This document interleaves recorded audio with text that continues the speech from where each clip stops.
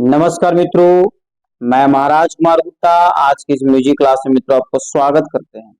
यदि मित्रों आप ये स्टेट या बीपीएससी 2024 की यदि मित्रों तैयारी कर रहे हैं तो यह क्लास आपके लिए अति हेल्पफुल होने वाला है मित्रों। यह क्लास नंबर 17 है। ठीक है, मॉक टेस्ट नंबर कितना है? 17 है। यदि मित्रों आप डायरेक्ट वे में क्लास नंबर 17 देख रहे हैं तो आपसे रिक्वेस्ट है कि इसके पहले जितने भी मॉक टेस्ट हम लिए हैं सभी को आप जरूर टेस्ट दे दें। और YouTube के कमेंट्स बॉक्स में मित्रों आप जरूर बताएं कि आपके कितने प्रश्नों का आंसर सही हुआ। ठीक है मित्रों, आज के क्लास में हम सभी वही वही प्रश्न लाए हैं जो एग्जाम में आने की 100% संभावना है। मित्रों इस चैनल पर सुबह 8 बजे और रात्रि 8 बजे मित्रों म्यूजिक के क्लास लिए जाते हैं। अतः क्लास को प्रतिदिन जरूर ज्वाइन करें और अपने स्टडी ग्रुप में मित्रों इसे जरूर शेयर करते हैं। आज का पहला प्रश्न आपका है, संगीत किसे कहते हैं? बताइए। अति महत्वपूर्ण प्रश्न आपका है और एग्जाम में पूछा हुआ प्रश्न है कि संगीत किसे कहते हैं। ए में आपका गायन को, बी में वादन को, सी में नृत्य को, डी मित्रों तीनों के मिश्रण को। तो मित्रों फटाफट कमेंट्स में आंसर दिया कीजिए कि संगीत किसे कहते हैं। अति महत्वपूर्ण प्रश्न आपका है। तो मित्रों जिसमें गायन भी हो, वादन भी हो, नृत्य भी हो अर्थात तीनों मिलता है तब हम उसको क्या बनता है? संगीत बनता है। तो मित्रों इस प्रकार तीनों के मिश्रण को हम क्या बोलते हैं? संगीत बोलते हैं। ऑप्शन नंबर डी आपका सही है। इस प्रकार मित्रों अगले प्रश्न को क्लियर कीजिएगा। सप्तक में कितने स्वर होते हैं? सप्तक में कितने स्वर होते हैं? ए में आपका 3 है, बी में 4 है, सी में 6 है और डी में मित्रों 7 है। तो मित्रों बताइए कि सप्तक में कितने स्वर होते हैं। तो मित्रों बताते चले कि सप्तक में कुल 7 स्वर होते हैं। ऑप्शन नंबर डी आपका सही है। इस प्रकार मित्रों अगले प्रश्न पर क्लियर कीजिएगा। अगला प्रश्न आपका है कि भारत खंडे स्वर लिपि में शुद्ध स्वर की क्या पहचान है? मित्रों सभी प्रश्न का आंसर आप कमेंट्स में जरूर दीजिए। ए में खड़ी रेखा, बी में ऊपर रेखा, सी में नीचे रेखा, डी मित्रों कोई रेखा नहीं। तो बताइए भारत खंडे स्वर लिपि में शुद्ध स्वर की क्या पहचान है? तो मित्रों भारत खंडे स्वर लिपि में शुद्ध स्वर की जो पहचान है मित्रों इनमें से कोई नहीं है। ऑप्शन नंबर डी आपका सही है। ठीक है, उसका कोई अलग से कोई सिंबल नहीं आता है। इस प्रकार इसका आंसर क्या है मित्रों? डी नंबर है। अगले प्रश्न पर आप क्लियर कीजिएगा। अगला प्रश्न आपका है कि भारतखंडे स्वर लिपि में विकृति स्वर की क्या पहचान है? ए में नीचे रेखा, बी में ऊपर रेखा, सी में नीचे बिंदु, डी में मित्रों ऊपरी बिंदु। तो मित्रों फर्स्ट आप कमेंट्स में आंसर दीजिए कि इस प्रश्न का आंसर क्या होगा, क्योंकि सभी प्रश्न आपके एग्जाम के मद्देनजर रखते हुए तैयार किया गया है। तो भारतखंडे स्वर लिपि में विकृति स्वरों की क्या पहचान है? तो उसमें मित्रों ऊपर रेखा दिया हुआ रहता है। जैसे ध्यान दीजिएगा इसे म लिखा हुआ था ऐसे ऊपर लाइन दीजिएगा। ठीक है, इस प्रकार इसका आंसर मित्रों क्या हो गया? B number. अगला प्रश्न आपका है अलंकारों का निर्माण कैसे होता है? ए में स्वरों से, बी में मात्राओं से, सी में तालों से, डी मित्रों लय से। बताइए अलंकारों का जो निर्माण होता है कैसे होता है? तो मित्रों आप फटाफट कमेंट्स में आंसर दीजिए। हम सभी प्रश्नों में कुछ न कुछ आपको समय छोड़ देते हैं ताकि आप कमेंट्स में आंसर दे सके। तो मित्रों इस प्रश्न का आंसर हो जाएगा एप्पल। एप्पल कहने का मतलब है कि स्वर से। अलंकारों का निर्माण किससे होता है? तो स्वर से होता है। इस प्रकार मित्रों अगले प्रश्न पर आप क्लियर कीजिए। अगला प्रश्न आपका है भारतखंडे स्वर लिपि में सम का चिन्ह क्या है? ए में आपका 4 है, बी में इंटू है, सी में मित्रों 0 और डी में मित्रों आपका 2 है। तो बताइए भारतखंडे स्वर लिपि में सम का चिन्ह क्या है? तो मित्रों बताते चले कि भारतखंडे स्वर लिपि में जो सम का चिन्ह है उसको मित्रों क्रॉस के माध्यम से इंडिकेट किया जाता है। ऑप्शन नंबर बी आपका सही। ठीक है, इस प्रकार मित्रों अगले प्रश्न पर क्लियर कीजिएगा।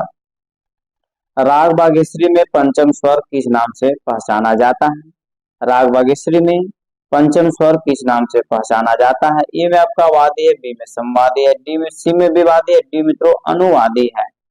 तो मित्रों बताइए कि राग बागेश्वरी में पंचम स्वर किस नाम से पहचाना जाता है? तो मित्रों इस प्रश्न का आंसर हो जाएगा विवादी स्वर के नाम से पहचाना जाता है। ऑप्शन नंबर सी आपका सही है। अगला प्रश्न आपका है औड़ो संपूर्ण जाति का कौन सा राग है? औड़ो संपूर्ण जाति का कौन सा राग है? ए में मित्रों भैरव है, बी में यमन है, सी में सावरी है, डी में आपका खमाज है। तो बताइए मित्रों कि औड़ो संपूर्ण जाति का कौन सा राग है? तो मित्रों इस प्रश्न का आंसर आपको हो जाएगा option number C. Option number C that means कहने का मतलब है कि असावरे। ठीक है, इस प्रकार मित्रों अगले प्रश्न पर क्लियर कीजिएगा। और आराम से आप क्वेश्चन को पढ़ करके, ऑप्शन को पढ़ करके आप कमेंट्स में आंसर दें, ताकि अधिक से अधिक प्रश्नों का आंसर आपका सही हो। राग भैरव का गायन समय क्या है? ए में आपका सुबह है, बी में शाम है, सी में रात्रि है, डी मित्रों दोपहर है। बताइए राग भैरव का गायन समय क्या है मित्रों? इस प्रश्न का आंसर आपको कमेंट्स में देना आवश्यक है, क्योंकि इस प्रश्न का हम आंसर बहुत बार बता चुके थे कि राग भैरव का गायन समय क्या है। तो मित्रों यह सुबह में गाया जाता है। ये पहला आंसर मित्रों आपका क्या है? सही है। इस प्रकार अगले प्रश्न पर क्लियर कीजिएगा। निम्न स्वर समुदाय किस राग में है? जैसे ग म रे सा किस राग के अंतर्गत आते हैं? ए में आपका मित्रों भैरव है, बी में यमन है, सी में सावरे, डी में मित्रों भोपाली है। तो बताइए निम्न स्वर समुदाय किस राग में आते हैं? तो मित्रों फट से कमेंट्स में आंसर दीजिए। तो इस प्रश्न का आंसर आपका हो जाएगा भैरव, मतलब ए पहला आंसर आपका क्या है? सही है। ठीक है। इस प्रकार मित्रों अगले प्रश्न पर क्लियर कीजिएगा। राग का वादी स्वर है। राग का वादी स्वर है, मतलब राग का वादी स्वर किसको बोलते हैं? ए में मित्रों आपका ऑप्शन है सबसे अधिक लगने वाला, बी में है सबसे कम लगने वाला, सी में बिल्कुल नहीं लगने वाला, डी में मित्रों इनमें से कोई नहीं। तो मित्रों बताइए कि राग का वादी स्वर है।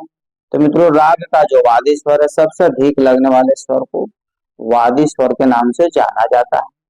इस प्रकार मित्रों अगले प्रश्न पर क्लियर कीजिएगा। अगला प्रश्न आपका है राग का सरगम गीत क्या दर्शाता है? ए में मित्रों रागांग को, बी में तालांग को, सी में लयांग को, डी मित्रों मात्रांग को। बताइए राग का सरगम गीत क्या दर्शाता है? तो मित्रों राग का जो सरगम गीत है आपको रागांग को दर्शाता है। ये पहला आंसर आपका सही। मित्रों यदि आप इस चैनल पर पहली बार विजिट कर रहे हैं तो चैनल को जरूर आप सब्सक्राइब कर दें और अपने स्टडी ग्रुप में मित्रों जरूर शेयर करें, ताकि जितने भी आपके सगे संबंधित मित्र हैं सभी एक साथ जुड़ सकें और सभी का पढ़ाई निश्चित रूप से चल सके। मित्रों प्रश्न है कि रागों की पहचान किसके द्वारा होती है? ए में स्वर समुदाय के आधार पर, बी में मात्राओं के आधार पर, सी में मित्रों जाति के आधार पर, डी में इनमें से कोई नहीं। तो मित्रों बताइए कि रागों की पहचान किसके द्वारा होती है? तो मित्रों रागों की जो पहचान होती है स्वर समूह के आधार पर होती है। ये पहला आंसर मित्रों आपका क्या है? सही। अगला प्रश्न आपका है कि दिलरुबा वाद्य किस वर्ग का वाद्य है? ए में तंत्रवाद, बी में घनवाद, सी में अवनदवाद, डी में मित्रों सुशीलवाद। बताइए मित्रों कि दिलरुबा वाद्य किस वर्ग का वाद्य है? तो मित्रों दिलरुबा वाद्य जो है तंत्रवाद के अंतर्गत आता है। ये पहला आंसर मित्रों आपका क्या है? सही। इस प्रकार हम लोग अगले प्रश्न पर क्लियर करेंगे। अगला प्रश्न आपका है कि अल्लाह राखा खां किनके पिता थे? मित्रों अति महत्वपूर्ण प्रश्न है। यह मॉक टेस्ट नंबर 16 है। मॉक टेस्ट नंबर कितना है? 16 है। चलिए मित्रों 16 डायरेक्ट वे में आप देख रहे हैं, तो इसके पहले जितने भी मॉक टेस्ट हम बताए हैं कोशिश कीजिए कि सभी मॉक टेस्ट को जरूर देखें, ताकि आपको सभी प्रश्नों का आंसर कंफर्म रूप से याद हो जाए। मित्रों अल्लाह राखा खां किनके पिता थे? तो ए में जाकिर हुसैन, बी में अलाउद्दीन खां, सी में विलायत खां, डी में मित्रों नेमत खां। तो मित्रों बताते चले कि अल्लाह राखा खां जो थे इनके पुत्र जो थे जाकिर हुसैन साहब थे। ये पहला आंसर मित्रों आपका क्या है? सही। अगला प्रश्न आपका है मित्रों कि पहले किसका जन्म हुआ था? छोटा ख्याल का, बड़ा ख्याल का, ठुमरी का या टप्पा का? अति महत्वपूर्ण प्रश्न मित्रों आपका कि पहले किसका जन्म हुआ था। मित्रों फटाफट आप कमेंट में आंसर दिया कीजिए, ताकि कम समय में अधिक से अधिक प्रश्नों का आंसर आपको याद हो जाए। तो मित्रों सबसे पहले जैसे छोटा ख्याल का जन्म हुआ था, ये पहला आंसर आपका सही है। आपको कमेंट से बताना है कि छोटा ख्याल और बड़ा ख्याल के जनक किसे माना जाता है। अगला प्रश्न आपका है ताल दीपचंदी प्राय किसके साथ बजाई जाती है? ए में ख्याल, बी में ध्रुपद, सी में ठुमरी, डी में टप्पा है। तो बताइए मित्रों कि ताल दीपचंदी प्राय किसके साथ बजाई जाती है? तो मित्रों फटाफट आप कमेंट में आंसर दीजिए कि ताल दीपचंदी जो है आपको ध्रुपद के साथ बजाया जाता है। ऑप्शन नंबर सी आपका सही है। अगला प्रश्न है टप्पा गायकी के साथ प्राय कौन सी ताल बजती है? ए में 3 ताल, बी में झाप ताल, सी में 1 ताल, डी मित्रों पंजाबी ताल। बताइए मित्रों कि टप्पा गायकी के साथ प्राय कौन सी ताल बजती है?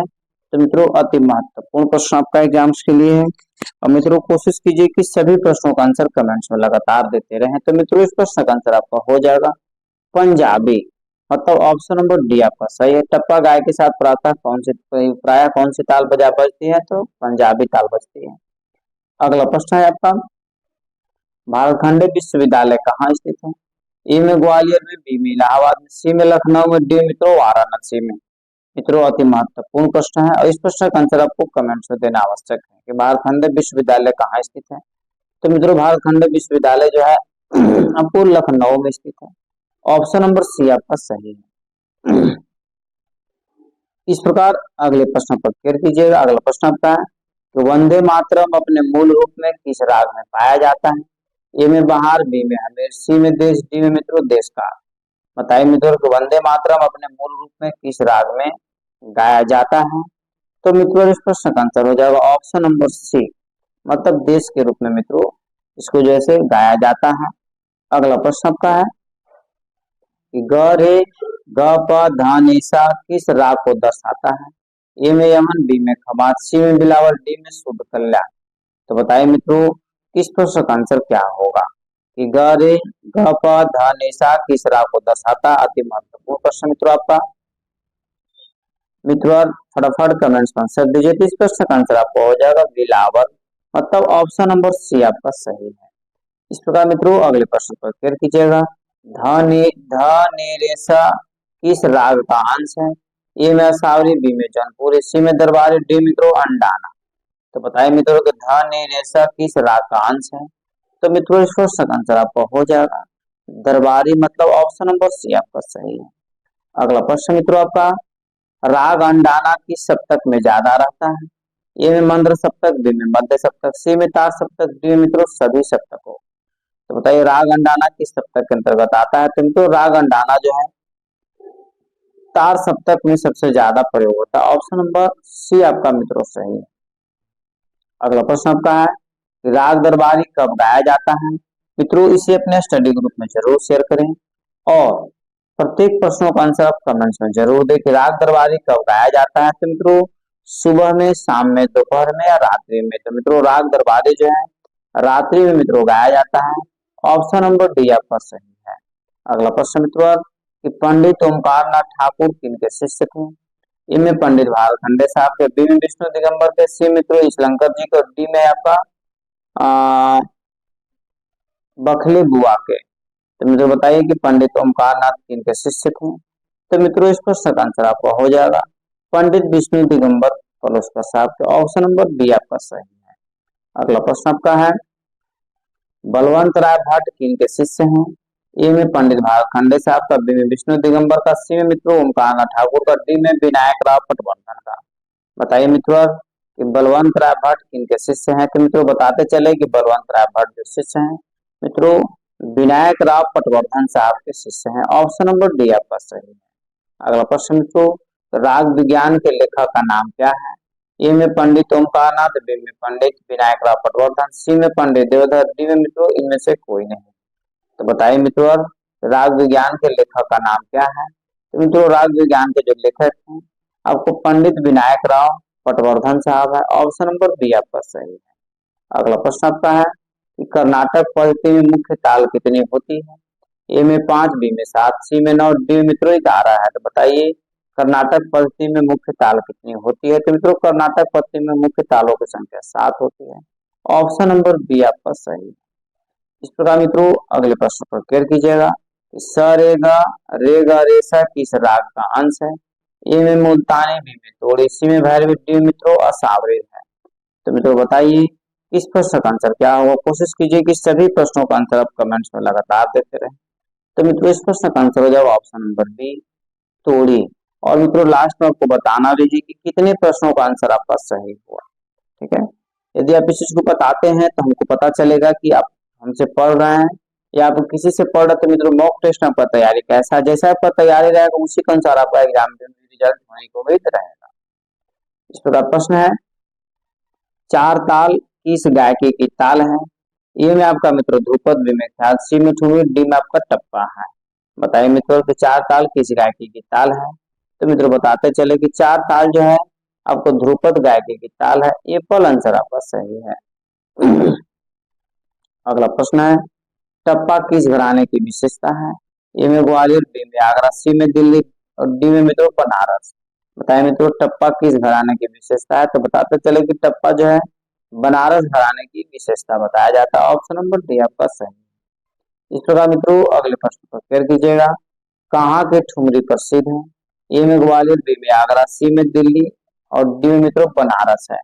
बताइए कहाँ के ठुमरी जैसे प्रसिद्ध है? मित्रों अति महत्वपूर्ण प्रश्न है। यदि चैनल पर पहली बार विजिट कर दे मित्रों तो आप चैनल को जरूर शेयर कर दे और सब्सक्राइब करना ना भूलें। तो मित्रों कहाँ के ठुमरी प्रसिद्ध है? तो इस प्रश्न का आंसर आपका हो जाएगा बनारस की ठुमरी जैसे प्रसिद्ध है। ऑप्शन नंबर डी आपका सही है। अगला प्रश्न मित्रों, सविता देवी किसके लिए प्रसिद्ध है? ए में ध्रुपद, बी में ख्याल, सी में ठुमरी, डी में तो टप्पा है। बताइए कि सविता देवी किसके लिए प्रसिद्ध है? तो मित्रों बताते चले कि सविता देवी का संबंध है मित्रों ख्याल के लिए प्रसिद्ध है। ऑप्शन नंबर बी आपका सही। इस प्रकार मित्रों इस प्रश्न का आंसर गलत बोला गया। जैसे सविता देवी किसके लिए प्रसिद्ध है? तो मित्रों सविता देवी जो है आपको ठुमरी के लिए प्रसिद्ध है। ऑप्शन नंबर सी मित्रों और आपका सही है। ठीक है। इस प्रकार अगले प्रश्न पर क्लियर कीजिएगा। अगला प्रश्न आपका है, सियाराम तिवारी किस गायकी के लिए प्रसिद्ध है? ए में ध्रुपद, बी में ख्याल, सी में ठुमरी, डी में मित्रों टप्पा है। सियाराम तिवारी किस गायकी के लिए प्रसिद्ध है? तो मित्रों इस प्रश्न का आंसर हो जाएगा सियाराम तिवारी जो थे मित्रों ध्रुपद गायकी के लिए प्रसिद्ध थे। ए पॉल आंसर आपका सही है। अगला प्रश्न है मित्रों, भाव रंग लहरी किसके नाम के साथ जुड़ा हुआ है? भाव रंग लहरी किसके नाम के साथ जुड़ा हुआ है? पंडित ओमकार नाथ ठाकुर, बी में मित्रों पंडित बलवंत राय भट्ट, सी में है पंडित चित्तरंजन ज्योतिषी और डी में मित्रों पंडित प्रदीप दीक्षित। तो बताइए भाव रंग लहरी किसके नाम के साथ जुड़ा हुआ है? तो मित्रों इसका सही आंसर आपका हो जाएगा ऑप्शन नंबर बी पंडित बलवंत राय भट्ट। ऑप्शन नंबर बी आपको मित्रों क्या है? सही है। इस प्रकार मित्रों अगले प्रश्न पर क्लियर कीजिएगा कि प्रणव भारती के लेखक का नाम बताएं। मतलब प्रणव भारती एक बुक है म्यूजिक का मित्रों संगीत का बुक है। इसके लेखक कौन है? ए में ओमकार नाथ ठाकुर, बी में बलवंत राय भट्ट, सी में रामाश्रय झा, डी में मित्रों प्रदीप दीक्षित। तो बताइए मित्रों प्रणव भारती के लेखक का नाम क्या है? तो मित्रों प्रणव भारती के लेखक का जो नाम है तो पंडित ओमकार नाथ ठाकुर साहब है। ये पहला आंसर आपका सही है। अगला प्रश्न मित्रों, कुल कितनी श्रुतियां होती हैं?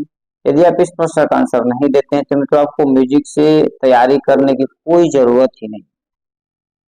आपको कोई अधिकार और हक नहीं है कि कुल कितनी श्रुतियां होती है। आपको इस प्रश्न का आंसर देना अति आवश्यक है। तो मित्रों सभी बच्चे का आंसर सही आ रहा है, इसके लिए सभी को दिल से धन्यवाद। जिस तरीका से इस प्रश्न का आंसर आप लोग सभी बच्चे फटाफट कमेंट्स में आंसर दें तो कोशिश कीजिए कि सभी प्रश्नों का आंसर कमेंट्स में दें। तो कुल श्रुतियों की संख्या 22 एकदम आप लोग का सही है। ऑप्शन नंबर बी मित्रों 100% सत्य है। अगला प्रश्न आपका है, स और रे में कितनी श्रुतियों का अंतर है? ए में 2, बी में 3, सी में 4, डी मित्रों में से कोई नहीं। तो बताइए मित्रों स और रे में कितनी श्रुतियों का अंतर है?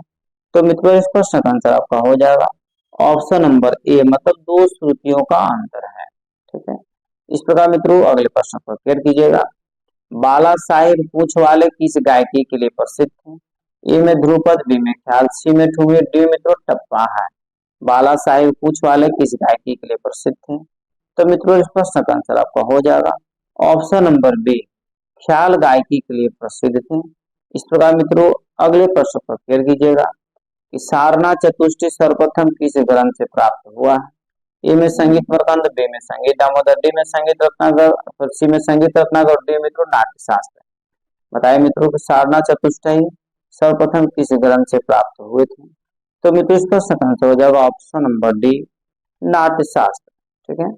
अगला प्रश्न आपका है, 15 मात्रा की ताल का नाम है। ए में आड़ा चार ताल, बी में प्रोदस्त, सी में मित्रों मत ताल, डी में आपका है पंचम सवारी। तो बताइए मित्रों 15 मात्रा के ताल का नाम इनमें से कौन सा है? तो मित्रों इस प्रश्न हो जाएगा पंचम सवारी जो होता है मित्रों 15 मात्रा के ताल उसमें होता है। ऑप्शन नंबर डी आपका सही। इस प्रकार मित्रों अगले प्रश्न पर क्लियर कीजिएगा, त्यागराज भारत के किस भाग से थे? ए में उत्तर, बी में दक्षिण, सी में पूर्व, डी में मित्रों पश्चिम।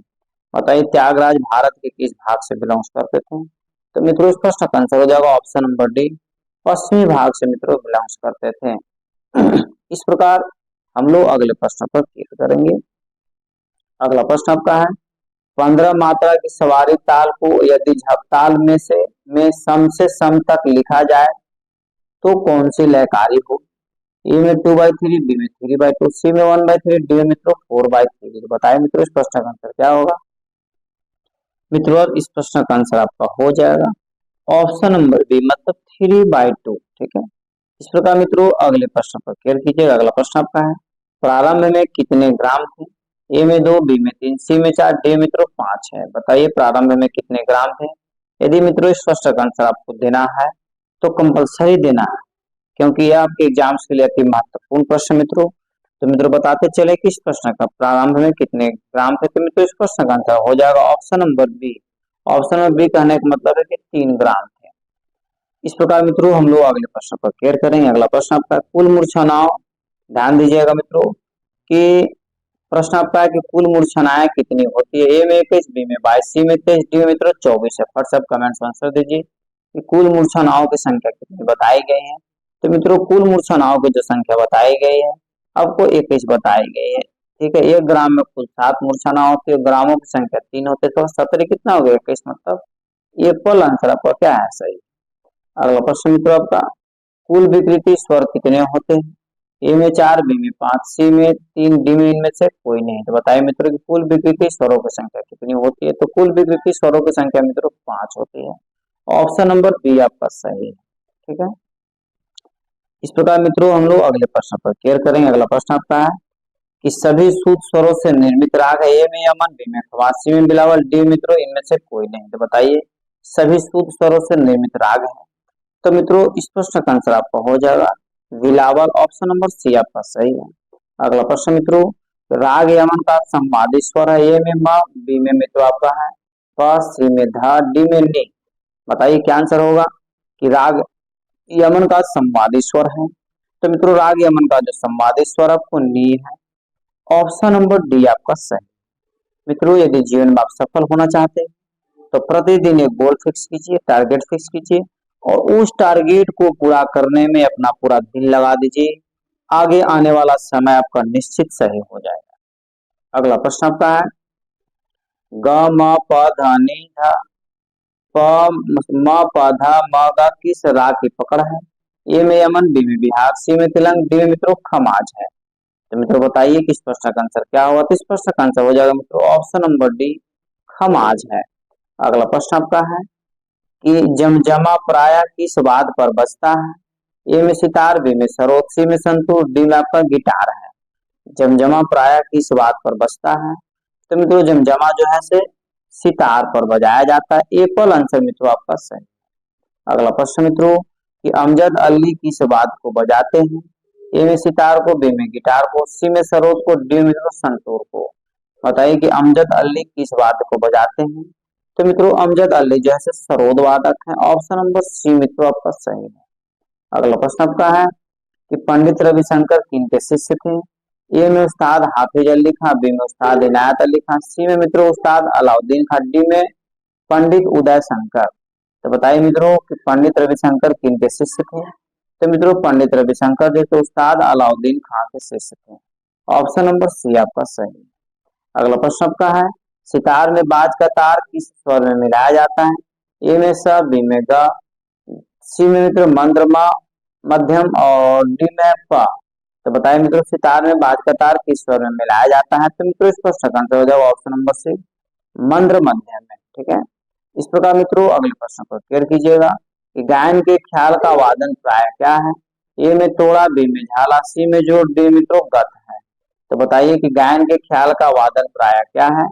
तो मित्रों इस प्रश्न का आंसर आपको हो जाएगा गत, मतलब ऑप्शन नंबर डी आपका सही। इस प्रकार मित्रों अगले प्रश्न पर क्लियर कीजिएगा, पन्नालाल घोष क्या बजाते थे? ए में बांसुरी, सी में बी में शहनाई, सी में क्लैरिनेट और डी में मित्रों सुंदरी। बताइए इस प्रश्न का आंसर आपको कमेंट्स में देना चाहिए या नहीं देना चाहिए, खुद यस या नो आप बताइए कि पन्नालाल घोष क्या बजाते हैं। तो मित्रों पन्नालाल घोष बताते हैं मित्रों आपको बांसुरी वादक है। क्या ये है? बांसुरी वादक है। ये पहला आंसर आपका सही है। इस प्रकार मित्रों अगले प्रश्न पर क्लियर कीजिएगा कि पंडित शिव कुमार शर्मा क्या बजाते हैं?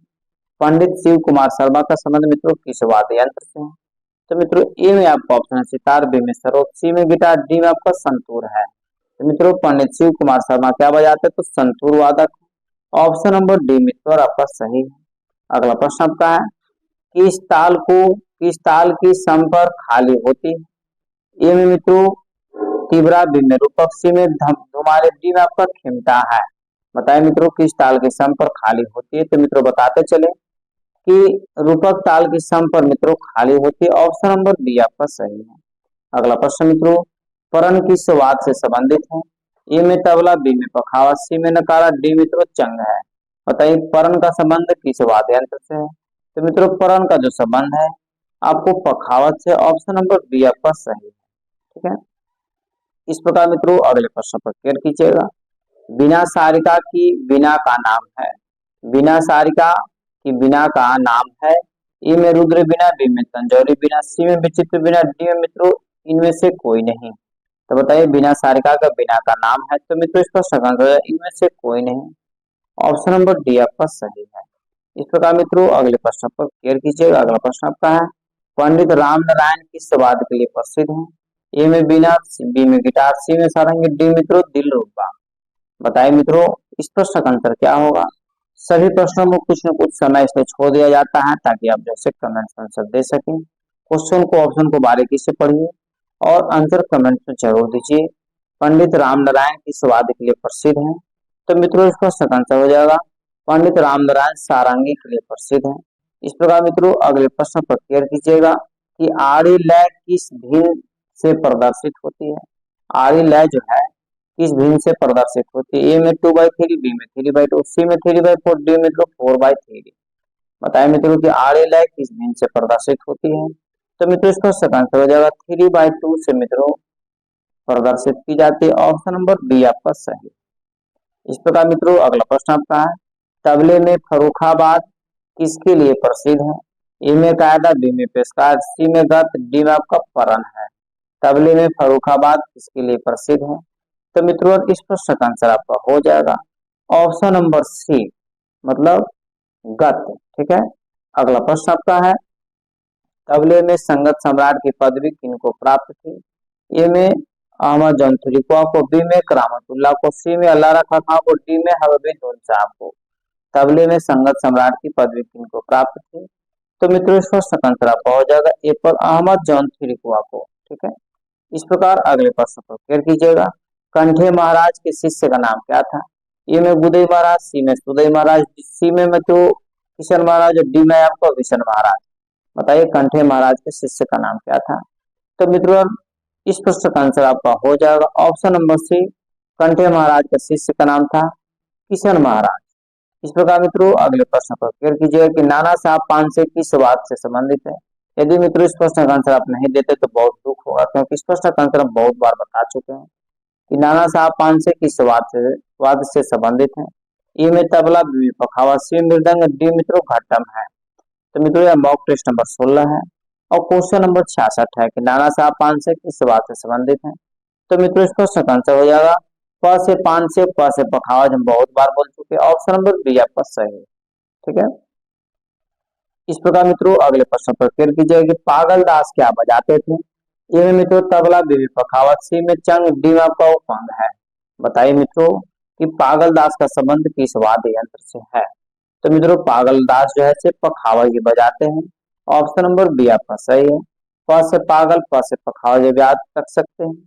इस प्रकार मित्रों अगला प्रश्न आपका है कि वाद्यों में तरब लगाने का उद्देश्य क्या है। ठीक है, तो मित्रों को सबसे पहले बताएंगे कि सरोद में तरबों की संख्या जो है, तरबों की तारों की संख्या 12 होता है और सितार में तरबों की संख्या कितना होता है, तारों की संख्या 11 होता है। तो वाद्य में तरब लगाने का उद्देश्य क्या है। ए में स्वर की आंच बढ़ाना, बी में स्वर की आंच घटाना, सी में स्वर की आंच रही, तो डी में इनमें से कोई नहीं। तो बताइए मित्रों कि वाद्य में तरब लगाने का उद्देश्य क्या है। तो मित्रों इस प्रश्न का आंसर आपका हो जाएगा स्वर की आंच को बढ़ाना। ऑप्शन नंबर ए पर आपका सही। अगला प्रश्न मित्रों आपका कि चक्रदार तिहाई में समान मात्राओं के कितने बोल होते हैं। चक्रदार तिहाई में समान मात्राओं के कितने बोल होते हैं। ए में 3, बी में 6, सी में 9, डी में आपका 12 है। चक्रदार तिहाई में समान मात्राओं के कितने बोल होते हैं। तो मित्रों इस प्रश्न का आंसर हो जाएगा ऑप्शन नंबर सी। ठीक है, मतलब 9 मात्रा होती है। इस प्रकार मित्रों अगले प्रश्न पर क्लियर कीजिएगा, रेला की स्वाद से संबंधित है। ए में तबला, बी में मृदंग, सी में घटम, डी में मित्रों खंजरी। बताइए मित्रों कि रेला की स्वाद से संबंधित है। अति महत्वपूर्ण प्रश्न आपका है कि रेला का संबंध किस वाद्य यंत्र से? तो मित्रों बताते चले कि जो रेला का संबंध है आपको तबला से संबंधित है। एप्पल आंसर आपका मित्रों सही है। इस प्रकार मित्रों अगले प्रश्न पर हम लोग क्लियर करेंगे। अढ़ाई की तिहाई को क्या कहते हैं? अढ़ाई की तिहाई को क्या कहते हैं? ए में चक्रदार परण, बी में चक्रदार टुकड़ा, सी में चक्रदार तिहाई और डी में मित्रों इनमें से कोई नहीं। तो बताइए मित्रों अढ़ाई की तिहाई को क्या कहते हैं? तो मित्रों अढ़ाई की तिहाई को जो मित्रों हम लोग कहते हैं इनमें से कोई नहीं। ऑप्शन नंबर डी आपका सही है। इस प्रकार मित्रों अगला प्रश्न का जोड़ आलाप कहाँ बजाया जाता है? ए में आलाप से पहले, बी में आलाप के बाद, सी मित्रों झाला के बाद, डी में इनमें से कोई नहीं। तो बताइए मित्रों कि जोड़ आलाप कहाँ बजाया जाता है? तो मित्रों बताते चले कि जोड़ आलाप जो है आलाप के बाद बजाया जाता है। ऑप्शन नंबर बी आपका सही है। इस प्रकार मित्रों अगले प्रश्न पर क्लियर कीजिएगा कि पंडित बलराम पाठक क्या बजाते थे? ए में सितार, बी में सरोद, सी में गिटार, डी में मित्रों दिलरुबा है। तो बताइए मित्रों पंडित बलराम पाठक क्या बजाते थे? तो मित्रों पंडित बलराम पाठक जो है सितार बजाते थे। ऑप्शन नंबर एप्पल आपका सही है। इस प्रकार शरण रानी क्या बजाती थी? ए में सितार, बी में सरोद, सी में गिटार, डी में आपका वीणा। बताइए मित्रों कि शरण रानी क्या बजाती थी?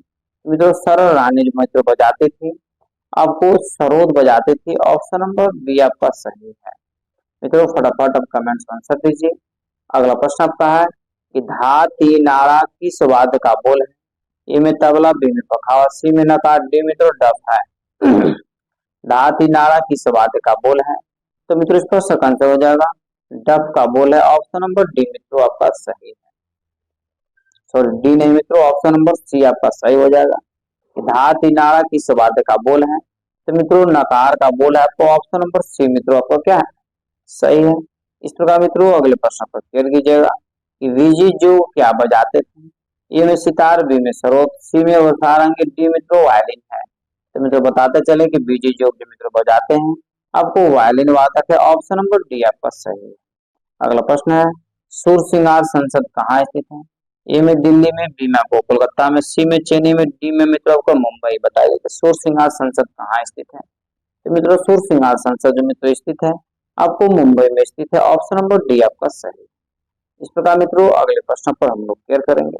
अगला प्रश्न मित्रों अति महत्वपूर्ण है कि राजा मान सिंह तोमर संगीत विश्वविद्यालय कहाँ पर स्थापित हुआ है? ए में भोपाल में, बी में इंदौर में, सी में उज्जैन में, डी मित्रों ग्वालियर में। बताए मित्रों कि राजा मान सिंह तोमर संगीत विश्वविद्यालय कहाँ स्थापित हुआ है? मित्रों यह प्रश्न अति महत्वपूर्ण है और इस प्रश्न का आंसर कमेंट्स में देना आवश्यक नहीं है। तो राजा मान सिंह तोमर किस विश्वविद्यालय से संबंधित है? तो मित्रों इस प्रश्न का आंसर आपका हो जाएगा ऑप्शन नंबर डी, मतलब ग्वालियर आंसर क्या है सही है।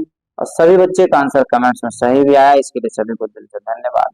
अगला प्रश्न आपका है संगीत में किनका समावेश माना जाता है? ए में गीत, वाद्य और नृत्य का, बी में मित्रों गीत, नृत्य और नाट्य का, सी में नृत्य, नाट्य और वाद्य का, डी में मित्रों आपका ऑप्शन वाद्य, नृत्य और कला का। तो मित्रों बताइए कि संगीत में किनका समावेश माना जाता है? तो मित्रों इस प्रश्न का आंसर हो जाएगा गीत, वाद्य और नृत्य के समावेश को ही मित्रों संगीत के अंतर्गत माना गया है। मतलब एप्पल आंसर आपका क्या है सही। अगला प्रश्न मित्रों जो स्वर राग में नहीं प्रयुक्त होते उन्हें क्या कहते हैं? ए में वादी, बी में संवादी, सी में विवादी, डी मित्रों अनुवादी। मित्रों बताइए जो स्वर राग में नहीं प्रयुक्त होते उन्हें क्या कहते हैं? तो मित्रों इस प्रश्न का आंसर हो जाएगा कि जो स्वर राग में प्रयुक्त नहीं होते उन्हें क्या कहते हैं। फट से कमेंट्स में देखिए आंसर दीजिए, क्योंकि हम प्रत्येक प्रश्नों के बाद जैसे समय हम इसलिए छोड़ देते हैं ताकि आप आंसर दे सके। तो जो स्वर राग में नहीं प्रयुक्त होते उन्हें क्या कहते हैं मित्रों विवादी स्वर कहते हैं। ऑप्शन नंबर सी आपका मित्रों क्या है सही है। इस प्रकार मित्रों अगला प्रश्न आपका है और यदि मित्रों इस चैनल पर पहली बार विजिट कर रहे हैं मित्रों तो चैनल को आप जरूर सब्सक्राइब कर लें और मित्रों इसे अपने स्टडी ग्रुप में मित्रों जरूर शेयर कर दें ताकि सभी बच्चे पढ़ सके और सभी बच्चे आगे की ओर बढ़ सके। प्रश्न मित्रों आपका कि उत्तर भारतीय संगीत में थाटों की कुल संख्या है? ए में 19 है, बी में 10, सी में 72, डी मित्रों 12 है। तो बताइए मित्रों उत्तर भारतीय संगीत में थाटों की कुल संख्या कितनी बताई गई? तो मित्रों उत्तर भारतीय संगीत में थाटों की संख्या कुल जो है 10 बताई गई। ऑप्शन नंबर बी आपका सही। एक चीज मित्रों आप जरूर याद रखिएगा कि उत्तर भारतीय संगीत में थाटों की संख्या यदि 10 है तो दक्षिण भारतीय संगीत में थाटों की संख्या कितनी बताई गई है? 19 बताई गई। ठीक है, इस प्रकार इस प्रश्न का जैसे उत्तर भारतीय संगीत में कितने थाट है तो 10 है, और दक्षिणी संगीत पते में कितने थाट है तो 19 थाट है। अगला प्रश्न आपका है, किस वेद को संगीत का आधार माना जाता है? अब आप ही लोग बताइए किस प्रश्न का आंसर आपको कमेंट्स में देना चाहिए या नहीं देना चाहिए, क्योंकि यह प्रश्न जो है आपको 2023 में जो स्टेट का जो मित्रों एग्जाम हुआ उसमें यह प्रश्न पूछा गया था कि किस वेद को संगीत का आधार माना जाता है। ये में आपका सामवेद, बी में अथर्ववेद, सी में ऋग्वेद, डी में मित्रों गंधर्व वेद। तो बताइए मित्रों कि किस वेद को संगीत का आधार माना जाता है? तो मित्रों इस प्रश्न का आंसर आपका हो जाएगा ऑप्शन नंबर ए फल, मतलब सामवेद को मित्रों संगीत का बेस मतलब आधार माना जाता है। इस प्रकार मित्रों आज का जो अंतिम प्रश्न था मित्रों आपके समक्ष जो है सभी प्रश्नों का आंसर मित्रों प्रस्तुत कर दिया गया। ठीक है, ताकि आप जो है सही से आंसर को आप मिला सकें। कुल मित्रों 81 प्रश्न था, 81 प्रश्नों का आंसर आपके सामने रख दिया गया है। आप इसका स्क्रीनशॉट लेकर के आप कमेंट्स में लास्ट में जरूर बताएं कि आपको टोटल जो है 84 क्वेश्चन में कितना सही हुआ। ठीक है, जैसे लिखना कैसे है ये ध्यान दीजिएगा कमेंट्स में। मान लीजिए 84 क्वेश्चन आप अटेम्प्ट किए, सॉरी 80 क्वेश्चन अटेम्प्ट किए, 80 मान लीजिए हो सकता है पर जितना आया ऊपर लिखा है 60 आया तो 60 लिखा जाएगा ऊपर, और कुल नंबर कहाँ लिखा जाएगा नीचे। हम समझ जाएंगे कि 84 में आपका 60 नंबर आया है। इस प्रकार मित्रों आज का क्लास यहीं पर समाप्त किया जा रहा है। मित्रों यदि चैनल पर पहली बार विजिट कर रहे हैं तो चैनल को सब्सक्राइब कर लीजिए। लाइक मित्रों इतने सारे बच्चे क्लास को ज्वाइन करते हैं और लाइक आप लोग नहीं करते, वीडियो पूरा देख लेते हैं, आप अपना काम निकाल लेते हैं परंतु लाइक नहीं करते। मित्रों लाइक से हम लोग कुछ मिलता नहीं, अंदर से सिर्फ एक एनर्जी मिलता है कि नहीं चलो लड़कों लोग जैसे लाइक किया है, पसंद किया है। ठीक है मित्रों, इसे अपने स्टडी ग्रुप में जरूर शेयर करके, यदि आप सफल होना चाहते हैं तो स्टडी ग्रुप में मित्रों इसे जरूर शेयर करें ताकि सभी बच्चे एक साथ जुड़ सके और सभी बच्चे एक साथ आपके साथ कंपटीशन की भावना से पढ़ सके, ताकि सभी का तैयारी हो जाएगा। मित्रों इतने सारे बच्चे कमेंट्स में आंसर देते हैं, इसके लिए सभी को दिल से धन्यवाद। सभी लोग स्वस्थ रहें, मस्त रहें और एग्जाम की तैयारी आपको और मस्त रहेगा। मित्रों आप हमसे इस नंबर के माध्यम से कांटेक्ट कर सकते हैं। मित्रों तब तक के लिए स्वस्थ रहिए, मस्त रहिए और एक बार प्रेम से बोलिए भारत माता की